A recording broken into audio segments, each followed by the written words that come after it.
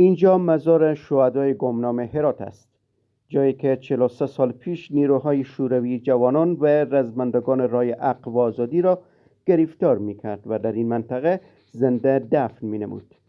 قیام تاریخی 24 هوت پس از آن رخ داد که مردم از دست ظلم و استبداد حکومت تحت حمایت شوروی به تنگ آمده بودند. 24 هوت که ما امروز تجلیل میکنیم 43 سال پیش در چنین روزی از ولسوالی‌های غرب شهر هرات که قوریان و زندجان و اینا بود، مردم زیاد شرکت کردند، مردم قیام کردند علیه قشون سرخ شوروی سابق. دست خالی و پای برهنه مردم با توفنگ‌ها و مسلسل‌ها و تانک‌های روسی با سینه مردم به رگبار بسته شد، با سینه‌های مردم، و بالاخره سرانجام 24 الی 25 هزار نفر ما طی چند روز اینا جان خود از دست دادن، اینا زنده و گور شدن. اما سال اینجا از قربانیان حادثه 24 هوت یادبود می شود. در این روز معمولا محمد اسماعیل خان رهبر پیشین جهادی ریاست کمیسیون برگزاری این مراسم را داشت، اما امسال طالبان با همکاری علما و تجار ملی این مراسم را برگزار کردند. مقام‌های دولتی میگویند استقلال و آزادی که امروز به دست آمده است نتیجه قربانی دادن جوانان در قیام 24 هوت می باشد. قیام 24 هوت برای تمامی افغان‌ها به ارمغان گذاشته است.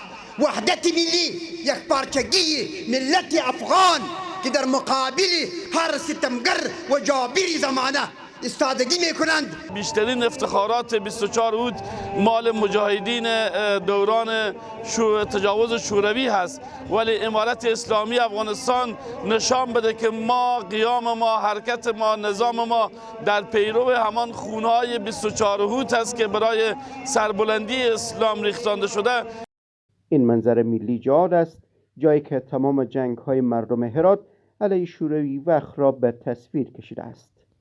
حتی قیام 24 هوت که یک روز خونین برای مردم هرات بود نیز اینجا به تصویر کشیده شده است. از 24 هوت هست که قیام 24 هوت هرات بود که مردم هرات در یک روز 25,000 شهید داد، 30,000 زخمی داد. مردم قیام 24 پیروزی مجاهدینه که ما اینجا مجاهدین بعد از 14 سال جهاد و زحمتی که کشیدم و ساعتی که داخل می شدم به داخل شهر هرات بدون جنگ و بدون خونریزی که یک نفر تلفات ببینه هرات تصرف شدم.